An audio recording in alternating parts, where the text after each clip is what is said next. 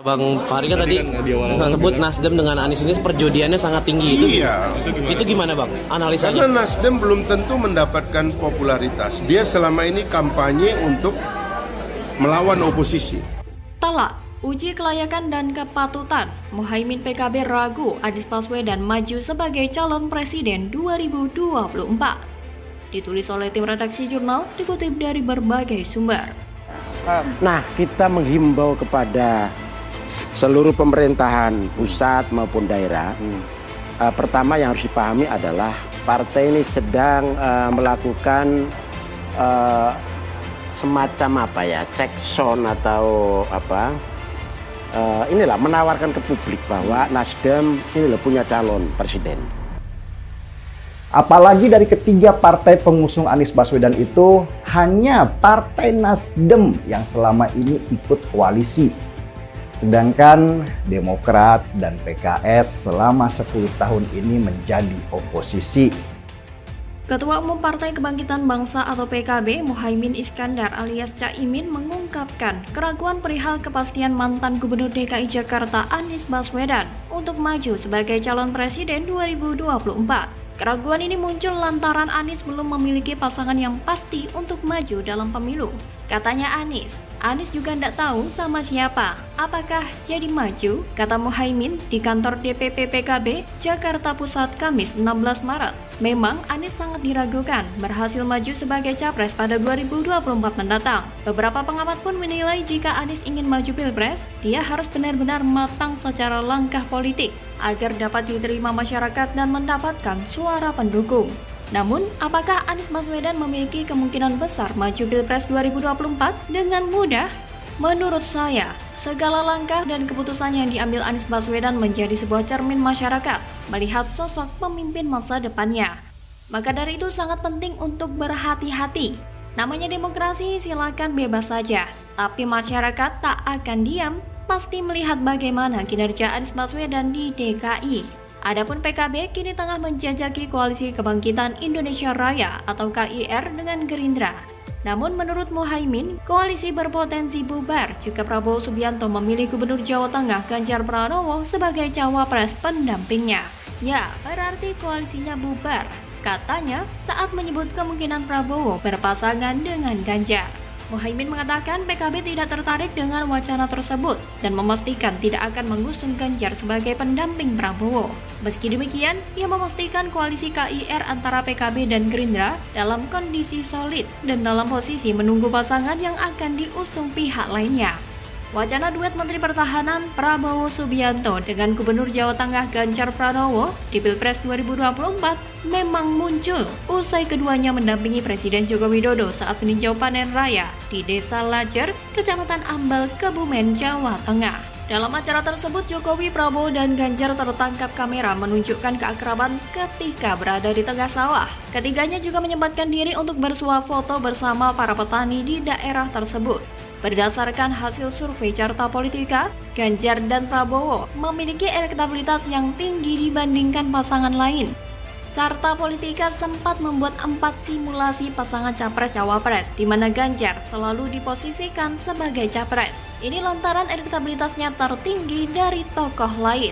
Pada simulasi 1, jika Ganjar diduetkan dengan Menko Perekonomian Airlangga Hartarto, elektabilitasnya 34,6%. Jika dibandingkan dengan Menteri BUMN Erick Thohir, elektabilitasnya 33,8%. Sementara dengan Ridwan Kamil sebesar 35,8%. Adapun jika Ganjar dipasangkan dengan Prabowo, mencapai elektabilitas 45,3%. Kendati demikian, kondisi itu tidak menutup kemungkinan Prabowo memiliki peluang menjadi capres. Partai Gerindra bahkan membuka kesempatan untuk memadukan keduanya, namun dengan syarat Prabowo menjadi capres. Solidnya Ganjar dan Prabowo ini tentu memberikan spekulasi-spekulasi yang bermacam-macam. Tapi yang jauh lebih menarik adalah indikasi capres Nasdem Anies Baswedan gagal maju Pilpres begitu jelas. Pasalnya, antara PKS, Nasdem, Demokrat kini belum terlihat solid. Demokrat sampai saat ini belum menyatakan secara resmi mendukung Anies Baswedan. Mungkin rekam jejak Anies dalam kaitan hubungannya dengan legislatif Jakarta akan menjadi persoalan di benak pemilih jika yang bersangkutan akan maju sebagai kontestan. Jika diibaratkan membeli kebutuhan hidup kita, tentu tak ingin mendapatkan sesuatu yang kualitasnya diragukan. Apalagi jika kita yakin bahwa kita tidak memiliki banyak kesempatan menggapai tujuan terbaik. Dalam konteks inilah, publik perlu disodorkan pilihan-pilihan yang terbaik pula. Bagaimana kalau menurut Anda?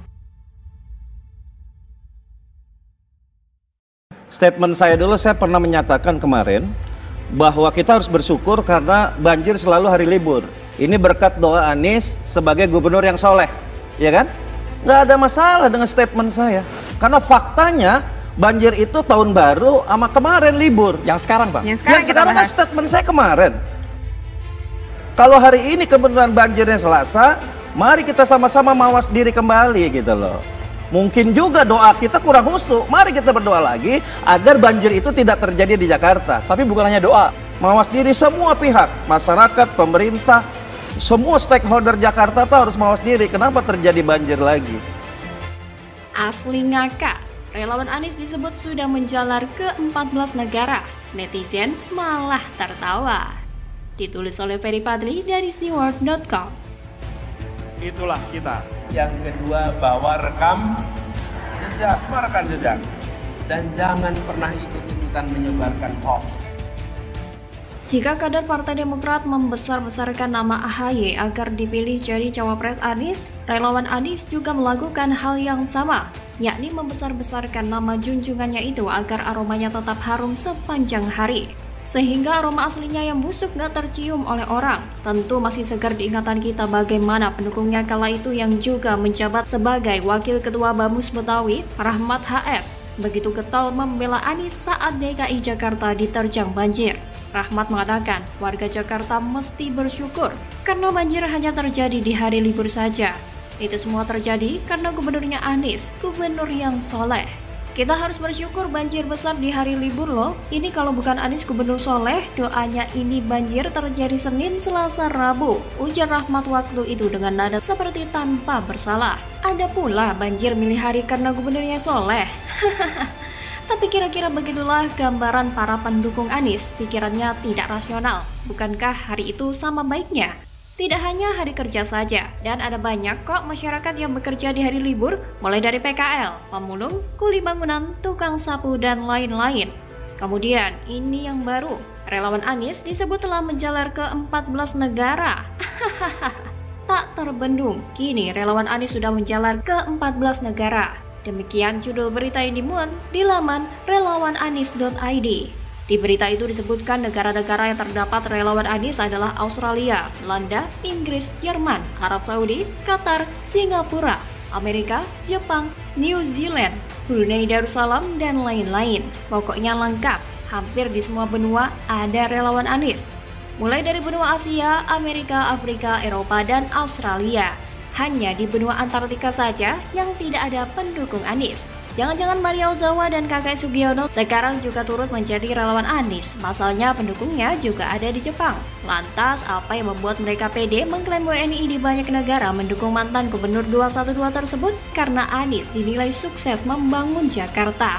Dan yang paling disoroti oleh WNI di banyak negara pendukung Anies itu adalah doi berhasil membangun trotoar untuk pejalan kaki. Hahaha.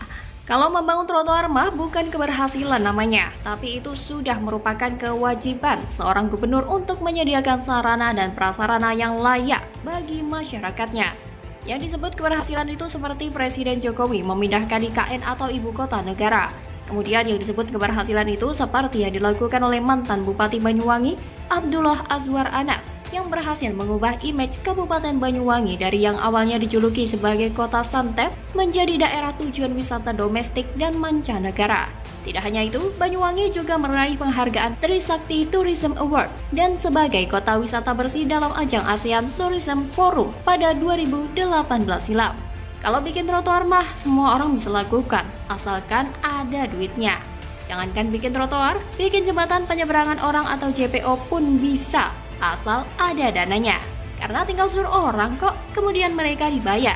Ketahuan banget kalau Anies minim prestasi, sehingga yang dibanggakan dari dia cuma bangun trotoar doang. Bikin trotoar, dampaknya didukung oleh WNI di 14 negara. Lucu. Tapi begitulah pendukung Anies, gak jauh beda dengan Rahmat HS sebelumnya dan Novel Bamukmin. Agak ngawur kalau ngomong. Tidak pelak karena pernyataannya itu terkesan mengada-ngada. Netizen pun auto ketawa. Halu, tutur pemilik akun Twitter @wibisonoaji2 dengan nada menyindir. Dan konon katanya, menurut cerita dongeng yang tidak pernah diceritakan, penghuni planet Pluto juga ngantri untuk mengajak penghuni planet Neptunus, yaitu Pithecanthropus erectiterus, untuk segera memilih Yohanes Baswedan sebagai pimpinan mereka. Lanjut pemilik akun Twitter @mat_krewo. Ternyata pendukung Anies tidak hanya di 14 negara saja, tapi ada juga di planet lain yang kini tidak diakui lagi sebagai planet, yakni Pluto. Mantap, ternyata sudah ada 14 negara lain yang ngantri, minta dibuatkan sumur resapan. Tweet pemilik akun Twitter @pro8ith. Sudah kayak ubi jalar saja nih relawan Anies, pakai merambat kemana-mana. Untung nggak sampai menjalar ke rumah tetangga yang juga Laskar PA212. Pengen ketawa, tapi takut jadi kader partai umat.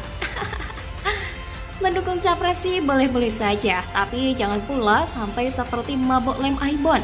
Ingat, Anies itu pernah mengkhianati Prabowo. Artinya, tidak menutup kemungkinan ke depannya ia juga mengkhianati pendukungnya sendiri.